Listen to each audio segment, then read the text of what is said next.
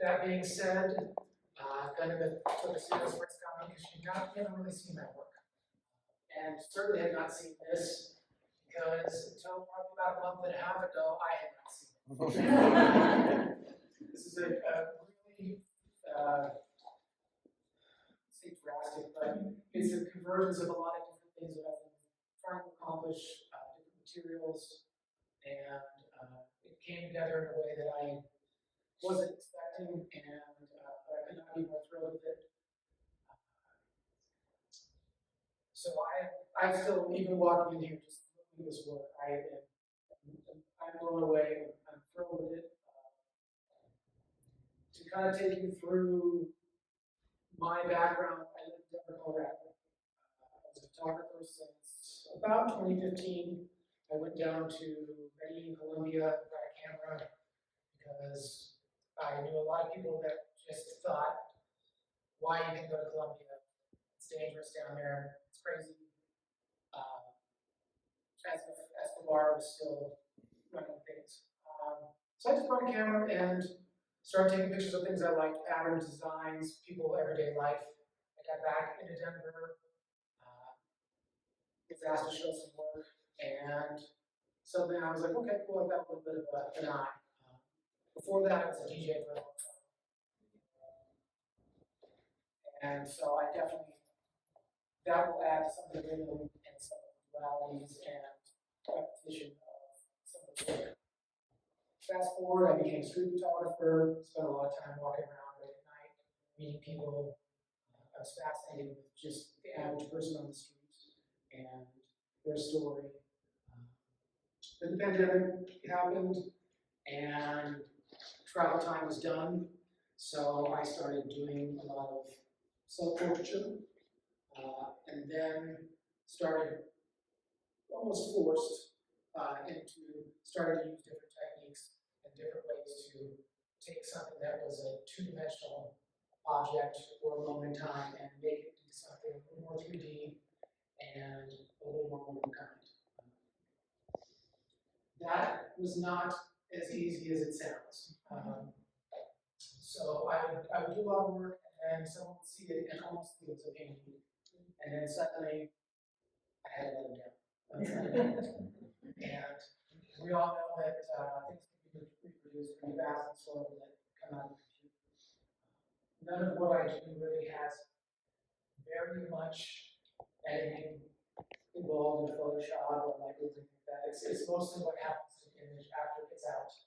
So with this, I had gone down to Cuba in 2018.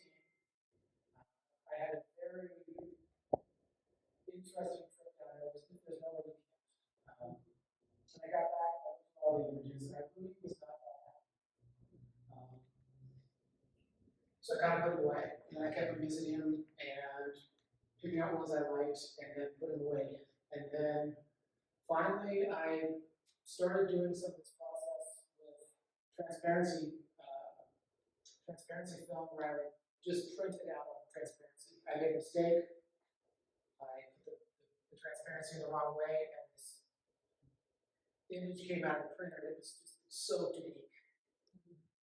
And at that point, I was like, I just started putting my hands in it. Actually, sat there for a little while, looked at it, and said, wow, how long is this going to dry? What's going to happen? Never dry. It's finally dry now. But through doing that, I started to realize that even though I was part of the image while I was taking the photograph, it kind of was just there as a presence. Through my story, I started to feel like, okay, cool, I'll get back to some of the things I do in high school, junior high school, and start using my hands, start using some different techniques to take a photograph, perpetuate it. So I got really fascinated with this material. And when I got to the point where I realized I can't run stuff to a printer like that, so for the past year, I sat around in my studio keeping still. And just messed with these different things. I was fortunate to meet a fellow artist that taught me how to use a job medium, and I was able to start lifting the ink off of these transparencies and working with them. And you have a little bit of time before it goes. So this is kind of what the result was a hodgepodge of things. Visually, it's, to me, feels very dreamy. It feels like there's parts missing, there's parts that you want to get into, and then light reflects differently off this transparency depending on understanding. You can only see yourself in it. Sometimes it's going to be a mirror. So that was kind of how this work began. And what I'm excited about most is that it's just starting. I got ideas flying around.